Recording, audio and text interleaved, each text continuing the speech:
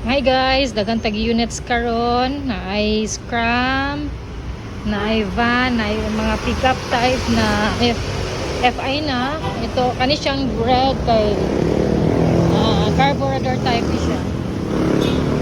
Scram carb. Day 64V na minivan. And then Day 63D na cargador setup. Also Day 63T.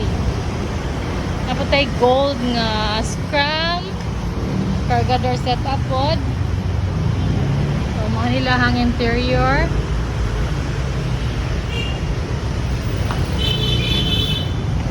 Naputay another Scram na carburetor type.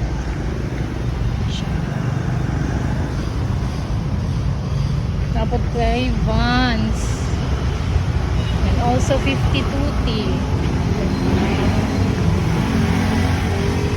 interior sa ato minivan. So sa mga nangita ani nga unit guys, message lang mo.